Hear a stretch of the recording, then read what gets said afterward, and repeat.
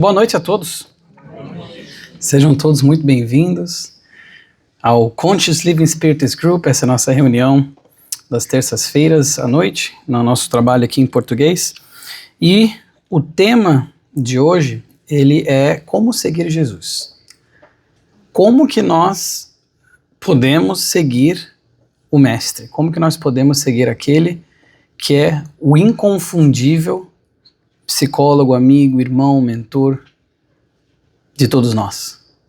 Quais são os passos necessários para que nós sigamos o Nazareno e como que nós podemos construir o nosso caminho até ele? Quais são as virtudes, quais são as batalhas internas que nós ainda precisamos vencer? E a primeira parte que eu trouxe aqui referente ao Livro dos Espíritos, porque nós falamos de Jesus, inclusive dezembro é um mês que se fala bastante do Mestre, não é verdade? E nós temos realmente que sempre estar refletindo nele, sempre estar refletindo como que nós podemos cada vez mais nos aproximar dele. E a pergunta 625, Kardec pergunta aos Espíritos, qual o tipo mais perfeito que Deus já ofereceu ao homem para que lhe servisse de guia e modelo? E eles vão dizer simplesmente uma palavra: Jesus. Esse é o guia e o modelo, o caminho, a verdade e a vida. Nós não precisamos olhar muito além para lembrarmos de tudo aquilo que foi passado já por ele. Não precisamos olhar muito além para tentar enxergar um modelo mais perfeito do que Jesus o foi. Como eu falei, é o Mestre inconfundível. É o Espírito crístico de bilhões e bilhões de anos, que já estava aqui quando a Terra se formou 4,5 bilhões de anos atrás. Já estava na situação, veio aqui, depois de muito tempo ter se passado da formação do globo terrestre, caminhou entre nós, legou tanto seus ensinamentos para todos nós. Ensinamentos que até hoje nós tentamos aplicar. Ensinamentos que até hoje nós tentamos ainda compreender muitas vezes, não só aplicar. Porque aqueles que a gente acha que a gente compreende, muitas vezes temos dificuldade na aplicação. E muitos deles nós acabamos tendo dificuldade no próprio entendimento. Por mais que ele falasse em parábolas, por mais que o formato da fala às vezes fosse algo simples, a execução é muito complicada. E aquela simplicidade é uma simplicidade enganadora no sentido de que é muito mais profundo do que simplesmente as palavras transparecem. Então, nós não precisamos olhar muito para saber que esse é o modelo mais perfeito que nós já tivemos. Então, vamos pensar nele, vamos pensar no que nós podemos fazer para que nós sigamos a ele. E no livro Fonte Viva, essa mensagem é do Emmanuel, o livro Fonte Viva, psicografado por Chico Xavier. Na mensagem número 48, intitulada Diante do Senhor, o Emmanuel vai dizer que a linguagem do Cristo sempre se afigurou a muitos aprendizes indecifrável e estranha. Muitos aprendizes do Cristo, a linguagem indecifrável e estranha. Fazer todo o bem possível, ainda quando os males sejam crescentes e numerosos. Emprestar-se e exigir retribuição. Desculpar incessantemente, amar os próprios adversários. Ajudar aos caluniadores e aos maus. Parecem coisas muito contraditórias ainda hoje, 2000 anos depois que foram proferidas essas palavras, esses conceitos e essas ideias, nós ainda tentamos entender como emprestar sem exigir uma retribuição, como que perdoar de uma forma, não 7 vezes, mas 70 vezes 7, ou seja, nem conta, só perdoa, incondicionalmente. Como que ajudar aqueles que nos caluniam, aqueles que são maus para conosco? Como que amar aqueles inimigos da caminhada? Até hoje essa linguagem ainda parece, de certa forma, contraditória, talvez paradoxal, porque nós ainda estamos tentando introjetar essa mensagem do Mestre. Ainda estamos caminhando para esse passo a passo nessa estrada que o nosso Senhor deixou para nós. O Emmanuel vai mais além, dizendo que muita gente escuta a Boa Nova, mas não lhe penetra os ensinamentos.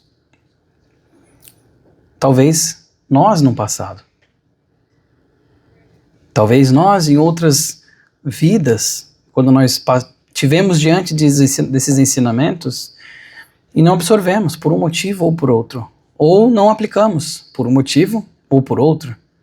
Mas nós sempre temos a chance da renovação. A lei do progresso é imparável.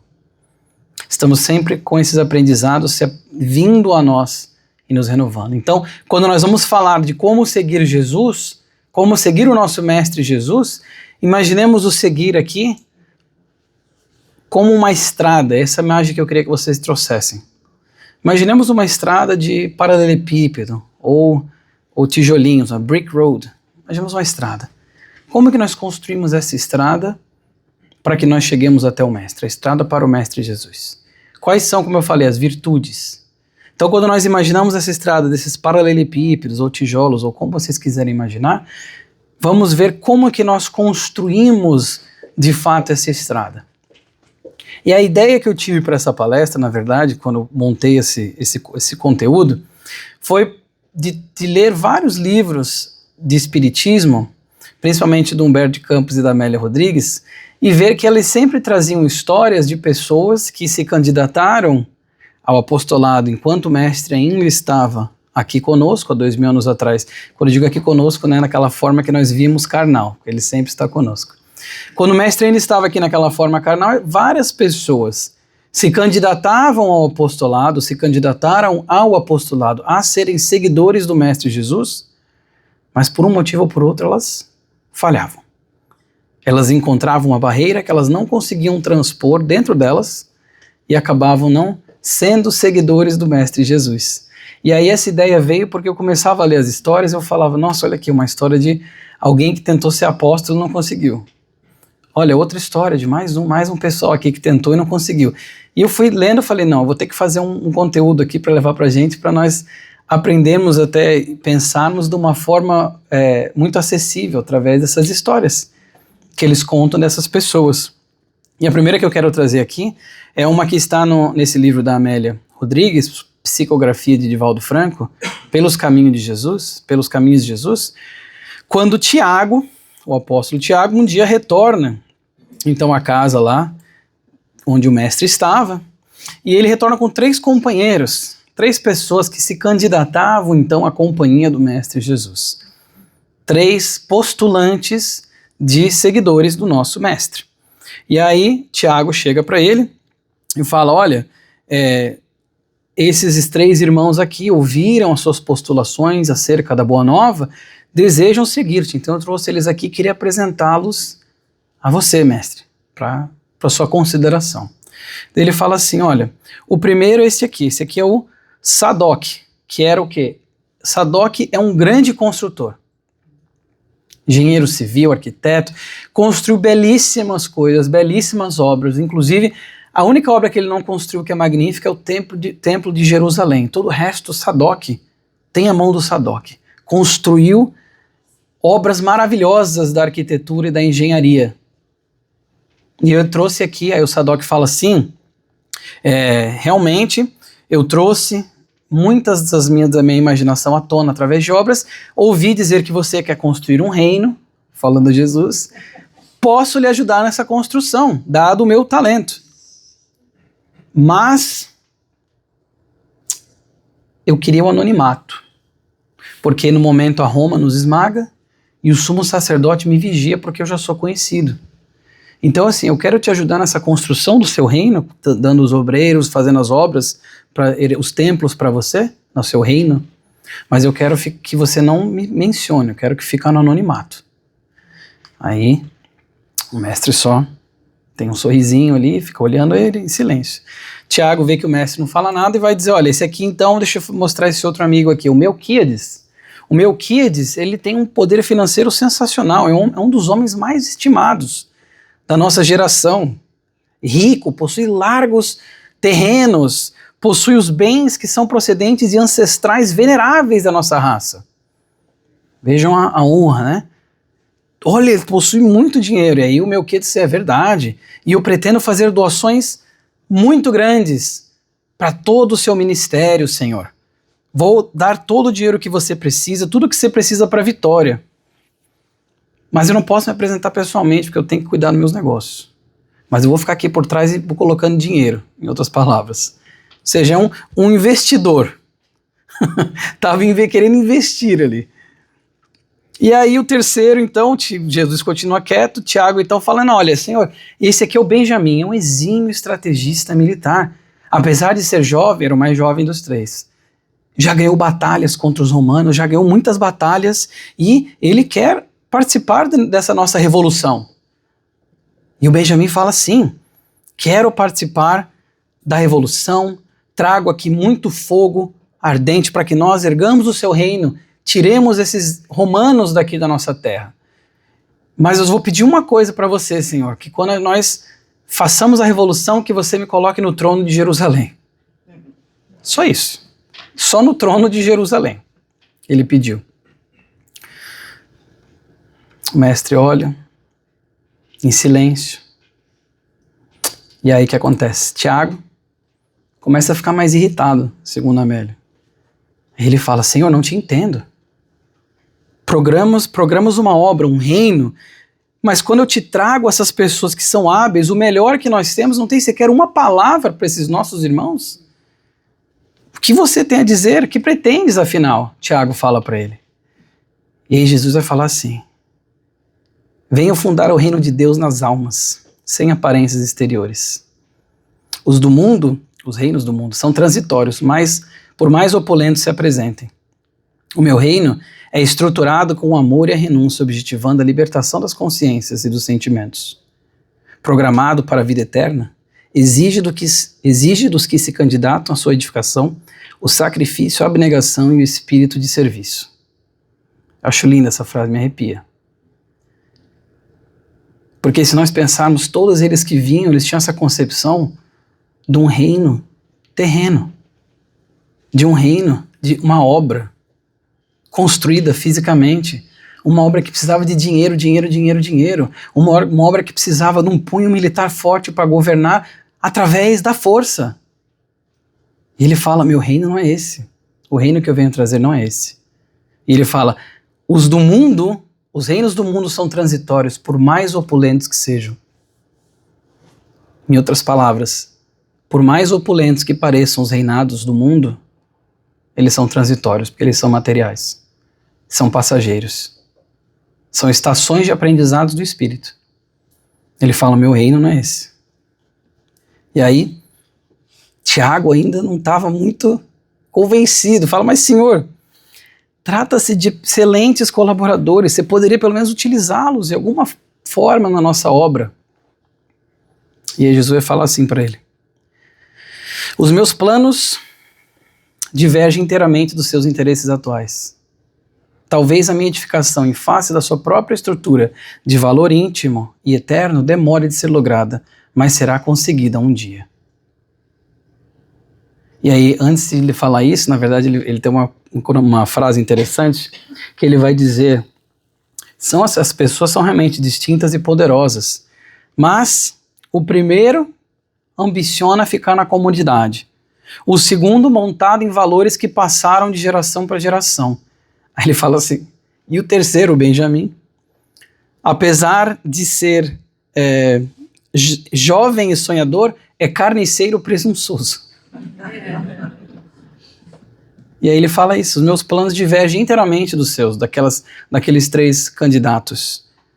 Talvez a minha edificação é lindo isso, né? Em face da sua própria estrutura de valor íntimo, eterno, demore de ser conquistada. Não vai ser conquistada de um dia, esse reino do mestre, que ele falou. Mas será conseguida um dia. É linda essa passagem. A Amélia escreve muito bem, recomendo muito a leitura dos livros da Amélia. E aí, numa outra eu falei que eu fui pegando essas histórias e fui vendo um paralelo, eu falei, vou montar várias aqui para a gente aprender quais são esses obstáculos que essas pessoas tiveram e a tentar aplicar para nós mesmos. No livro Luz Acima, esse agora é do irmão X. A frase é praticamente a mesma, eu só na verdade mudei o nome do sujeito. Ao invés do Tiago, dessa vez foi o André, que retornou também com 3 companheiros ali que se candidatavam ao apostolado. Aí André vai dizer assim, olha, Senhor, mesma coisa, mesmo discursinho, né? Senhor, eles aqui ouviram você falar, ouviram suas pregações e querem fazer parte aqui da nossa revolução, do nosso reino que nós estamos tentando estabelecer. Aí ele vai dizer, então eu queria lhe apresentar esses 3 irmãos aqui. Fala o primeiro, é esse aqui, se chama Jacó. Ele vai dizer, Senhor, Jacó tem maravilhosas visões do oculto. Ele já viu demônios flagelando pessoas imundas no templo. E já viu também espíritos de ancestrais vindo auxiliar outras pessoas também no templo. Aí o Jacó fala, é verdade, Senhor. Possuo essa visão que... ele fala assim, sou vidente do oculto. Olha só, a mediunidade, né? Sou vidente do oculto, vejo esses espíritos, não fala espíritos, né? Mas vejo esses antepassados que já não estão mais aqui, vejo esses demônios, tudo isso que ele vai citando. E esperando que Jesus ficasse assim, nossa, não, é isso não, então vamos junto então. Faz parte já, vamos lá. E Jesus se mantém quieto. Muito parecido. E aí André continua, mas então, Senhor, deixa eu te mostrar, esse aqui é o Menahem. O Menahem, ele possui ouvidos diferentes e costuma ser contemplado por sonhos milagrosos. Escuta vozes do céu. Olha só, escuta vozes do céu anunciando o futuro com exatidão. E aí, inclusive, o Menahem fala, isso é verdade, Senhor. Eu escuto coisas que outras pessoas não escutam. Inclusive, nos meus sonhos, já resolvi o problema, ele vai dizer o nome da pessoa lá, da senhora que perdeu o seu colar e ninguém achou, eu no meu sonho vi onde estava, fui lá e estava lá. Então assim, olha que habilidade do Menahem, né? E ele todo assim, pompado, todo feliz. Jesus continua quieto, só ouvindo. Aí vem o terceiro amiguinho, Moabe, olha só. Senhor, Moabe é um prodígio das escrituras. Homens muito importantes de Israel já formularam perguntas a ele que ele soube responder, tendo muito menos conhecimento que os outros através da escrita. E muitas vezes já escreveu coisas que nem sabe explicar. E o Moabe fala, é verdade. Eu sinto como se um fogo descesse do céu para minha mão e minha mão se mexe quase que sozinha. E eu escrevo papiros, preencho papiros enormes com informações em línguas que eu nem sequer falo. Oh, que interessante, eu já ouvi algo parecido com isso, não sei vocês. E aí, o que acontece? Muito parecido com antes, Jesus fica quieto.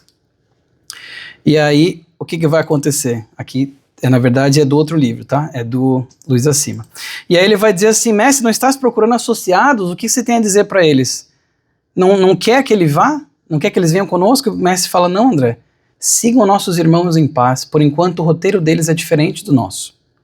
O primeiro estacionou na situação lucrativa, o segundo aguarda uma herança de ouro, prata e pedras, e o terceiro permanece caçando a glória efêmera do poder humano. Porque eu esqueci de mencionar aqui que eles falavam tudo isso, mas eles tinham sempre um porém, é o but, né? Eu quero te seguir, mas meu sogro, ele é um mercador de perfumes e eu quero continuar tocando o negócio. Então sempre tinha um porém, da mesma forma que o outro. E aí o irmão de Pedro então retruca e fala, mas Senhor, um vê, o outro ouve e o outro escreve. Imagina a gente ter esses poderes ao nosso lado, na construção do reino que você tanto fala. E aí Jesus vai dizer para ele, sim, no mundo sempre existiram homens prodígio, portadores de maravilhosos dons que estragam inadvertidamente.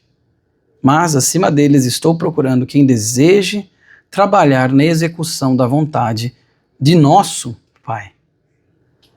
Então, mais uma vez, nós nos deparamos com pessoas que possuíam algo, seja se for um conhecimento, uma habilidade mediúnica, que seja, que tinham interesse em seguir o mestre, mas estavam errados perante, ou seja, tinham uma concepção errada daquilo que era o reino que o mestre queria construir. Ou se intitulavam por ter esses poderes mediúnicos, essas coisas todas, como sendo superiores e que seriam aceitos quase que automaticamente. Os 3 primeiros que nós vimos, se nós formos pensar, eram coisas mais materiais. Um era o construtor físico, coisa física. O segundo era uma pessoa que possuía grande renome ali, muito dinheiro. E o outro era a força militar. Vejamos, né? E o mestre não. O trajeto deles é diferente do meu reino que eu quero construir, que é um reino íntimo. E os outros três aqui, os homens prodígio, inclusive Humberto de Campos, ele fala, o título desse capítulo é Homens Prodígio, porque são essas pessoas, como ele fala ali, Jesus, portadores de maravilhosos dons, só que eles estragavam fazendo as coisas mesquinhas, ou ainda se atendo muito às questões fugidias, passageiras. Um que o sogro ia lá deixar dinheiro, o outro não queria ser visto porque trabalhava na casa de um romano, e se soubessem que ele estava junto do mestre daqueles pescadores de Cafarnaum, seria expulso, então ele também não queria. Queria o anonimato. Vou vir aqui de vez em quando nas reuniões. Fazer o meia boca. Em outras palavras. Não. E Jesus fala, não é bem por aí. E aí nós temos também aqui no livro Quando Voltar a Primavera, há uma passagem muito bonita que a Amélia vai retratar, vai nos comentar sobre, de Jesus que estava fazendo ali uma das suas exortações, dessa vez sobre o amor, e aí chega para ele depois um jovem muito bem vestido, muito bonito, chega para o mestre, fala assim, não mestre, Senhor, acabo de ouvir as suas palavras, mas eu tenho que admitir que elas me ferem como se fosse um punhal no meu coração. Os conceitos que você apresenta, eles me ardem na mente como a brasa que queima e requeima. Desejei evadir-me, sair daqui, olha só, ele fala, eu até não quis mais te ouvir, mas eu não pude, porque eu já não tinha paz, eu acabei de perder a alegria, porque tudo que eu achava que era, para mim, verdadeiro, eu vejo que não é mais, depois de ouvir as suas exortações. Jesus só vai ouvindo ele. Ele fala assim, olha, eu sou jovem, respeito os mandamentos, mas no entanto ambiciono pelo prazer, o gozo, porquanto as minhas carnes, olha que a Amélia fala, as minhas carnes vibrantes anelam esse repasto até a lassidão. Um poeta para dizer o que é luxúria, a sexualidade exacerbada. Ele fala, eu sou muito jovem, eu gosto de saúde, eu tenho prestígio, daí ele vai dizer assim, pertenço a uma família abastada da vizinhança e encontro-me em trânsito, estou aqui de passagem só fazendo festa. Será possível, ele vai fazer perguntas para o mestre, será possível a felicidade sem o prazer? Porque ele ainda estava muito focado no prazer. E nas coisas materiais, nas coisas terrenas. E ele fala para Jesus, será possível então que eu consiga ser feliz sem ter o prazer?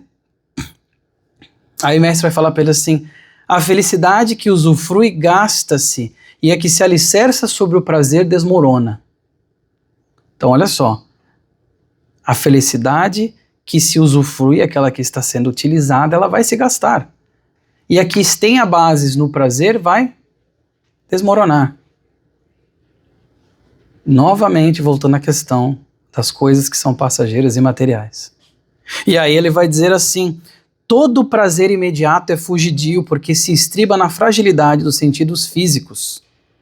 Aí ele fala, quando inspirado no jogo devorador das sensações, esse amor, esse prazer, essa felicidade, arde e se apaga. Claro, o amor que é baseado somente no prazer, ele passa. Porque o prazer passa. Baseado nos sentidos materiais, que vão passar. E aí, o jovem não estava muito convencido ainda. E aí ele fala para o mestre assim, como então não ambicionar o amor, se ele, premiando o amante, ou seja, aquele que ama, com o gozo, ou seja, com o prazer é a fonte do gozo. Ou seja, como que eu não vou ambicionar o amor se o amor presenteia aquele que ama, que goza dos prazeres terrenos, com uma felicidade e um prazer muito maior? E aí o mestre fala para ele assim, refere-se à posse selvagem, que se confunde no gozo abrasador, não ao amor que comunga em espírito.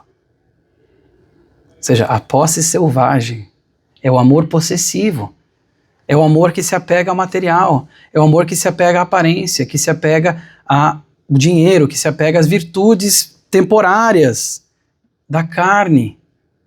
Ele vai dizer, isso é uma posse selvagem, isso que você está falando não é um amor.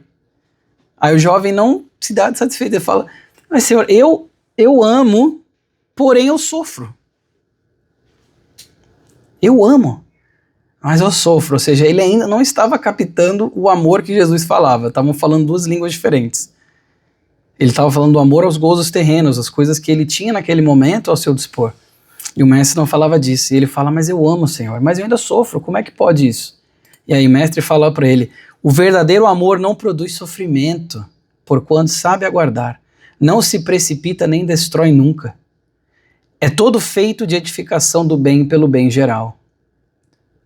Se desejas amar a fim de que a felicidade se te faça em estado real, renuncia hoje ao prazer entorpecente e semeia o bem para amanhã. Renuncia e semeia o bem para amanhã. O amor virá ao teu encalço, enquanto o tempo lenirá a ansiedade do seu coração, apaziguando-te. Não ateis a chama dos desejos na alma com fagulhas de ilusão do corpo, da ilusão do corpo.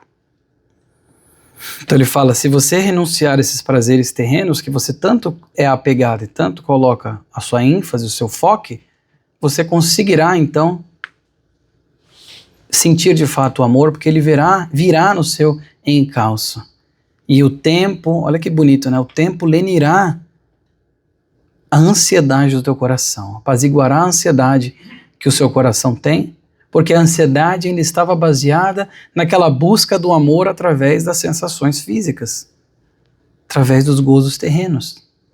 Mas à medida que você compreender isso mais, você não mais vai sofrer no sentido que você está sofrendo, porque esse não é o amor. E o fim da história, o jovem falou, compreenda-vos, Senhor, compreendo-vos, é todavia muito difícil. E se afastou contemplativo. Interessante, né? Pensar que fim será que levou essa pessoa? É muito difícil, Senhor. Olha só o que ele falou, compreendo-vos, Senhor, compreendo-vos. Todavia é muito difícil. Claro que é difícil.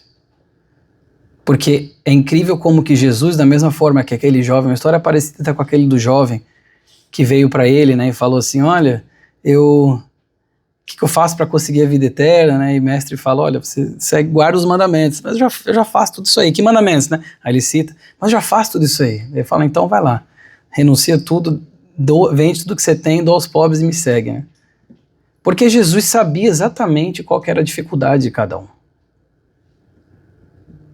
Ele é o Espírito que perscruta o nosso espírito e sabe da dificuldade de cada um. Então ele sabe, quando ele falava com essas pessoas, qual que era a barreira que elas ainda tinham para seguir ele. E ele vai lá e ele coloca, é isso aqui que você precisa. Ó. Inclusive o jovem que fala, eu já sigo os mandamentos, né? Interessante que Jesus não contradiz ele. Jesus não fala, tem certeza? E o mandamento número 5, já leu de novo? Né? Não, Jesus fala, então tá, então faz isso. Interessante. Porque Jesus sabia o que passava com cada um de nós. E sabe até hoje o que passa com cada um de nós. Então quando nós estamos falando em seguir o Mestre, quando nós estamos falando de construir esses tijolos, esses paralelepípedos na nossa estrada, em que nós atingiremos o destino final, que é o Mestre Jesus, como seguidores verdadeiros do Mestre, nós vamos entendendo como cada um às vezes tem um tijolo que está faltando. Muitos tijolos, eu diria, mas a ordem dos tijolos é individual, vai variando. Para alguns vai faltando ali o desapego, outros vai faltando a renúncia, outros vai faltando o perdão, outros vai faltando o amor aos inimigos, e por aí vai. A paciência, a humildade. E à medida que nós vamos vendo essas histórias, eu acho que é interessante nós pensarmos como que nós podemos aplicar. E, mais além, no Contos desta e Doutra Vida, esse aqui também do Irmão X, através da psicografia de Chico, nós temos aqui, surprise, surprise, 3 pessoas que chegam para o mestre e eles falam assim, aspiramos, Senhor, à posição de discípulos teus, porque eles falavam que eles tinham ouvido as exortações do mestre. Aí ele fala assim, não obstante as obrigações que nos prendem ao sagrado tabernáculo de Israel, anelamos servir-te, aceitando-te as ideias e as lições, com as quais seremos colunas de tua causa, na cidade eleita do povo escolhido. Contudo, antes de solenizar nossos votos, desejamos ouvir-te quanto à conduta que nos compete à frente dos inimigos. Ou seja, eles eram funcionários ali do templo em Israel, ouviram Jesus e falaram assim, a gente gostou e queremos te seguir. Só que eles vão entrevistar ele, isso é o que vai acontecer. Mas antes da gente que solenizar os nossos votos, eu queria saber qual que é o que você tem em mente aí sobre os inimigos, né? Qual a prescrição que você tem para o trato com os inimigos? Que surpresa será que eles não tiveram, não é? Quando foram perguntar a Jesus como lidar com os inimigos. E aí eles começam um atrás do outro, falando assim, Messias, chama até de Messias, segundo o autor, somos hostilizados por desafetos, inclusive no próprio santuário em que nós trabalhamos. Aí, o que nós podemos entender como isso? E aí Jesus fala para eles assim, primeiramente, é justo considerar nossos adversários como instrutores. Acho que ali eles já deviam torcer e já falar, não, deixa para lá. É justo, não vai dar certo. É justo considerarmos os nossos adversários como instrutores.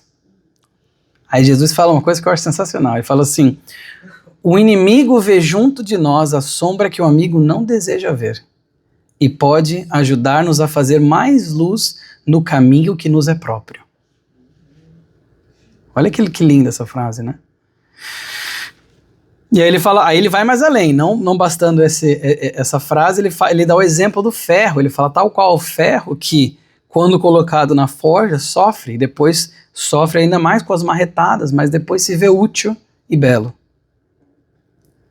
Ou seja, como se o fogo e a marreta fossem a ação dos inimigos naquele ferro, transformando ele em algo útil e belo. Mas, Senhor, e se nós somos injuriados, o que a gente faz? O que você prescreve? Adotemos o perdão e o silêncio, o mestre fala. Aí, cada pergunta é um que vai fazendo. Aí o Gessé fala, mas e se nós formos perseguidos? Jesus fala, utilizemos a oração em favor daqueles que nos afligem. Aí o Eliakim, mestre, mas e se eles nos baterem, se nos esmurrarem? Olha só, a violência física. Nessa hora eles com certeza acharam que agora ele vai dizer que a gente revida. Agora ele vai dizer bate de volta. Não é? Não. O que o mestre fala? Ainda assim, a paz íntima deve ser nosso asilo e o amor fraterno a nossa atitude. Que resposta oferecer então, Senhor? Vem o Jonathan. A maledicência, a calúnia, a perversidade. Perdão é a única resposta que merecem. E eles vão um atrás do outro. E aí o Gessé fala, e que reação assumir perante os que que nos perseguem? O socorro espiritual é o melhor remédio para os que nos atormentam. Então eles ficaram nesse pinga-fogo ali com o mestre e foram fazendo essas perguntas de bate pronto e o mestre foi respondendo. Nisso, tem um choro de uma criança no quarto ao lado, que estava com dor. O mestre se levanta então e, aliás, antes do choro ele vai lá e fala assim, é imperioso saibamos amar e educar os semelhantes com a força de nossas convicções e conhecimentos, a fim de que o reino de Deus se estenda no mundo. As boas novas de salvação esperam que o santo ampare o pecador, que o são ajude ao enfermo, que a vítima auxilie o verdugo. Resumiu tudo que eles estavam perguntando aqui. Para isso é imprescindível que o perdão incondicional, com o ouvido de todas as ofensas, assegure a paz e a renovação de tudo. E aí nesse momento que ele termina de fazer essa fala, uma criança chora no quarto seguinte, com dor, o mestre vai lá atender a criança, pede licença para os 3 amigos lá, atende a criança, e aí ele retorna para continuar a conversa com o Jonathan, o Gessé e o Eliakim, e a sala está vazia.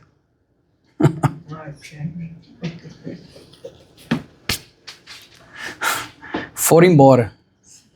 Falaram isso aí não, eu não quero solenizar voto nenhum, fala isso aí. De novo, não conseguiam entender de verdade o amor irrestrito, o perdão irrestrito também, que emana do amor e do entendimento mais profundo. Então para eles naquele momento foi o tijolinho que eles não conseguiram colocar na sua estrada. Foi a barreira que eles encontraram porque eles não ouviram o que eles ansiavam ouvir do mestre. Lembremos da situação geopolítica dessa época, em que os judeus eram oprimidos pelos romanos, esperavam um Messias que viesse com uma espada liberar eles através da força, do poder e da soberba. Então eles queriam seguir alguém, eles estavam sedentos de uma liderança que pudesse libertá-los. E aí eles ouviram que esse senhor aí podia libertá-los, ia construir um reino. Opa, vamos lá ver o que que é então. E aí se decepcionavam quando viu que era o reino da mansuetude, não era o reino do poder efêmero, não era o reino da força. Mais um aprendizado com aqueles que falharam e tiveram a oportunidade, frente ao mestre, de abdicar e fazer essa reforma íntima para seguir Jesus, mas falharam, tropeçaram, viram a barreira que não conseguiam transpor. E alguém pode falar, poxa, mas isso aí são todas as pessoas que não foram os apóstolos mesmos, né? E os apóstolos, será que eles tinham barreiras também? Será que eles tinham também as suas próprias arestas a serem aparadas? Bom, vamos falar então dessa passagem em Mateus 14, muito interessante, eu adoro essa passagem, quando Jesus fala para eles irem à frente, vai despedir da multidão, fala para eles irem no barco à frente, está em Mateus capítulo 14, e aí chegando lá, os apóstolos estão todos lá num barquinho, Jesus vai fazer uma oração, depois começa a caminhar sobre a água, chega para eles, do nada caminhando na água nessa noite mais tempestuosa, imagina, você está lá num barco na tempestade e você vê alguém caminhando até você na água. E aí, o que acontece? Ele fala assim, ó, o barco já estava no meio do mar, aqui nós temos a passagem de Mateus, mas os discípulos, vendo andando sobre o mar, assustaram-se, dizendo, é um fantasma. Ou seja, eles tinham convívio com Jesus, viam os milagres, mas eles viram aquela pessoa caminhando e eles acharam que era um fantasma. E eles falam, mas é um fantasma. E aí Jesus fala para eles, tende bom ânimo, sou eu, não temais. E respondeu-lhe Pedro, tão humano Pedro, né? Fala, Senhor, se és tu, manda-me ir ter contigo por cima das águas. Se é você mesmo, me fala e até aí, quero ver se não é um fantasma mesmo. Se não é um impostor. E aí Jesus fala para ele, vem. Pedro então, descendo do barco, andou sobre as águas para ir ter com Jesus. Mas o que acontece? Sentindo o vento forte, teve medo, e começando a ir para o fundo, ou seja, começou a afundar, clamou, dizendo, Senhor, salva-me. E aí Jesus fala para ele o quê? Homem de pouca fé, por que duvidaste? Olha se isso não era uma barreira ainda para aquele que teve o maior convívio com o mestre naquele momento da sua caminhada, a fé na sua totalidade, mesmo tendo visto tudo o que Jesus já tinha feito até ali. Faltou para ele fé em dois momentos aqui, e eu botei em negrito para a gente ver os dois momentos que faltam fé. O primeiro é, Senhor, se és tu, que é uma passagem que passa batida muitas vezes. Me manda ir ter contigo, eu vou. E segundo, quando ele vai, quando bate o vento forte, ou seja, quando tem aquele momento que está tudo indo bem, mas aí vem um empecilho, vem uma intempérie da vida, começa a fé, faz o quê? Fraqueja. E aí Jesus fala, homem de pouca fé, por que duvidaste? E ainda se tratando dos discípulos, vejamos outro bloco aqui também, quando nós temos aquela passagem maravilhosa que nós temos no capítulo 13 de João, quando Jesus vai começar a lavar os pés dos seus discípulos, naquele momento tão perto do momento fatídico. E Jesus vai começar a lavar os pés dos seus discípulos, mas lembrando que nesse tempo, quando chegava um convidado na sua casa, os pés eram muito sujos para começar, porque ou se andava descalço ou se andava de sandálias. Ainda mais naquela terra lá, árida. Então os pés eram a parte que era considerada mais suja do corpo. Então quando chegava na casa, tinha lá, as pessoas vinham, que eram os servos, geralmente a pessoa de menor escalão social da casa, vinha e limpava o pé do convidado. Então vocês imaginem Jesus chegando para eles e querendo limpar o pé dos apóstolos. Depois que eles tinham visto tudo quem ele era, tudo que ele tinha feito, ele vem querer limpar os pés dos apóstolos. É interessante porque, como sempre, o mestre cheio dos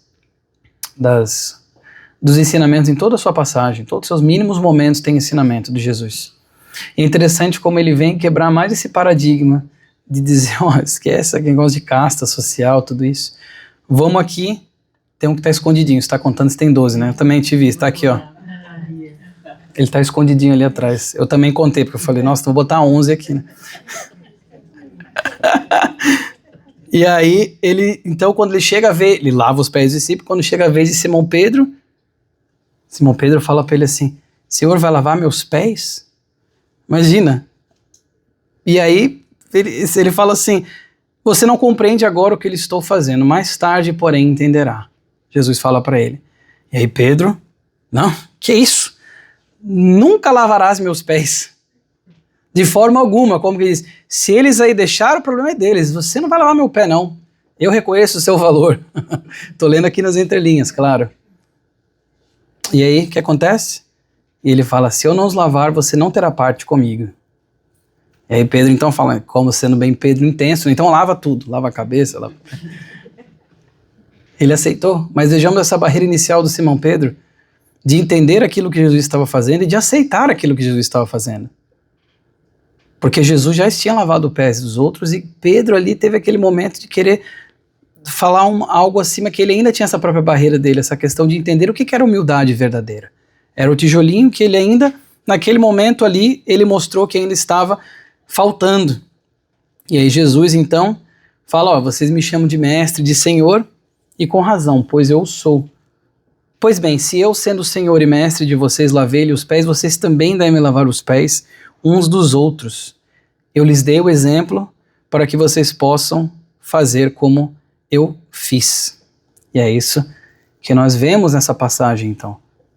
Que o mestre vai demonstrar a questão da humildade, acima de tudo, serviço ao próximo.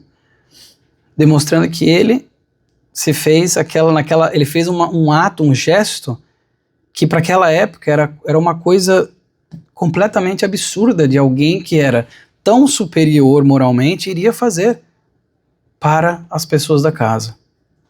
E ainda nosso querido Simão Pedro tem essa passagem do livro Quando Voltar a Primavera, quando Simão Pedro, depois de um dia de muito trabalho, recebendo as pessoas e auxiliando-as, estava ali na beira da água, o mestre chega até ele, vê que ele está com um emblema assim, um pouco abatido, e aí o mestre começa a falar com ele, mas né, o que aconteceu? E Simão Pedro começa a se abrir com o mestre. Ele fala, olha, eu não ignoro a própria inferioridade e sei que o teu amor me convocou à boa nova a fim de que me renovasse para a luz e pudesse crescer na direção do amor de nosso Pai. Aí ele fala, todavia, cansado, deparo-me a cada instante com dificuldades que me dilaceram sentimentos, inquietando minha alma. Aí ele continua, Simão Pedro. É verdade que devemos perdoar todas as ofensas, no entanto, como suportar a agressividade que nos fere quando se pretende humilhar, admoestar aquela pessoa que disse que ia ajudar? Ou seja, quando vem aquela situação, o que eu faço? Guardando a paz no coração, é o que o mestre fala para ele. Mas Senhor, como conquistar a paz estando sitiado pela hipocrisia de uns, pela perseguição suspeita pertinaz de outros? E o mestre fala, mantendo a brandura no julgamento. Ou seja, o mestre, a brandura, a mansuetude.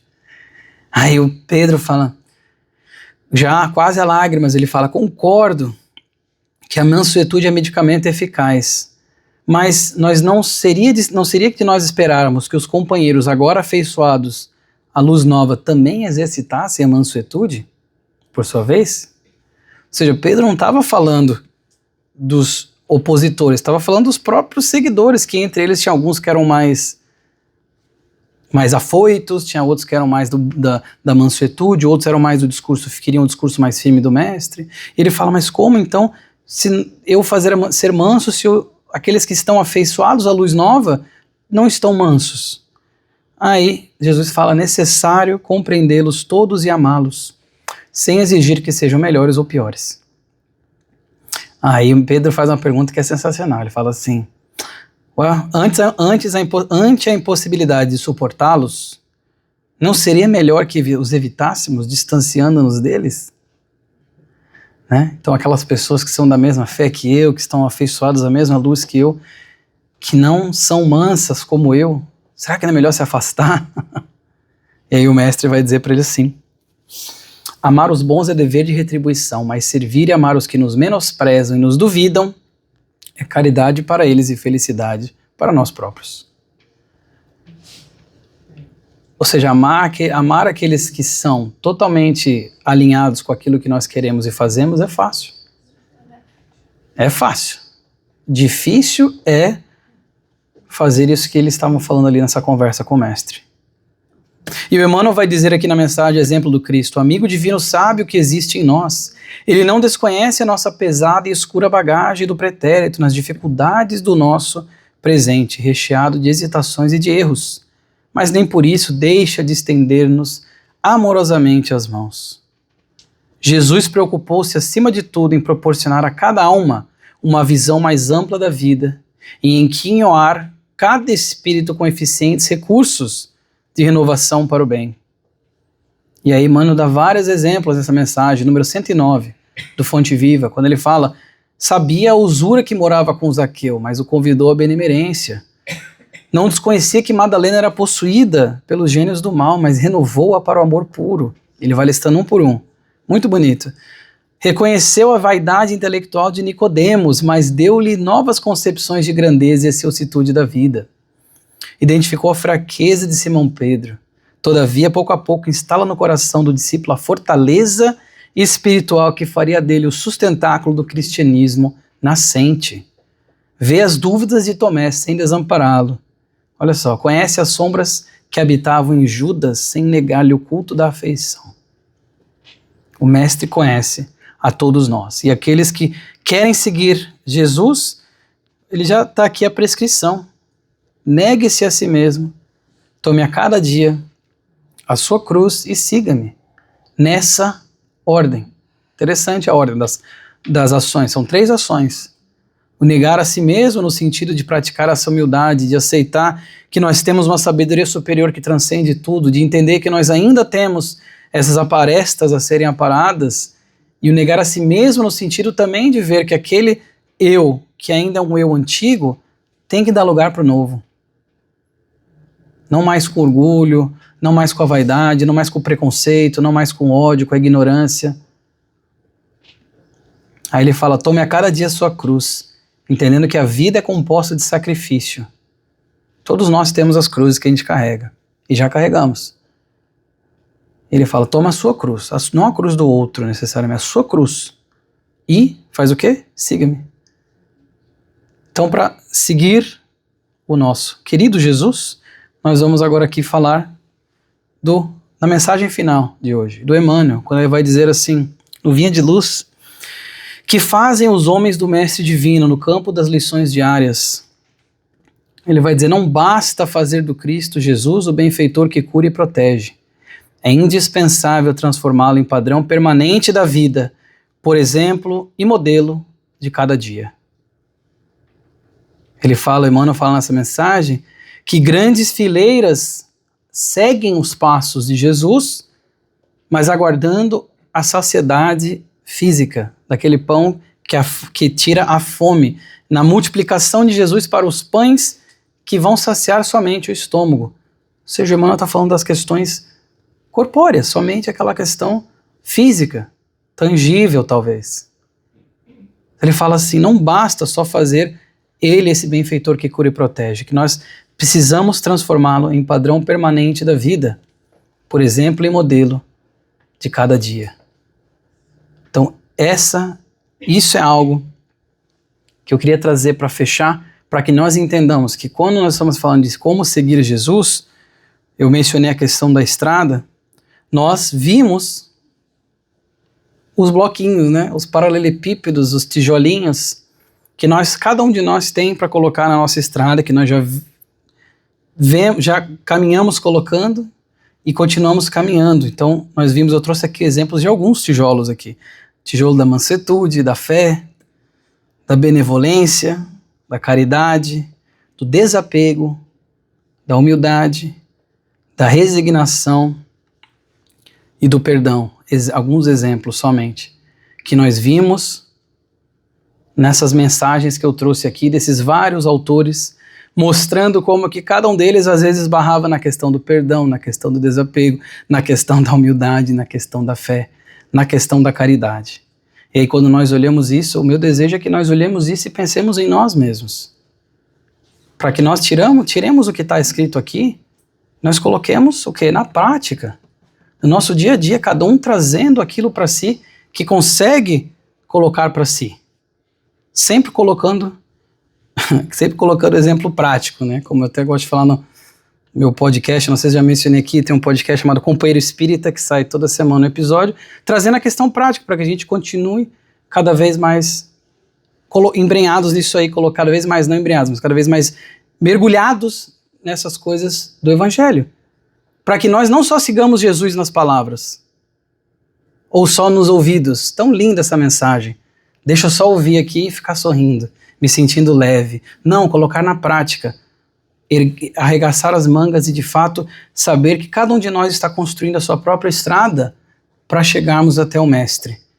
E que isso então sirva de lição para todos nós, para que nós levemos aí para essa semana, agora começando dezembro, um mês que nós falamos tanto do Mestre Jesus, para que nós possamos levar Jesus cada vez mais para perto de nós.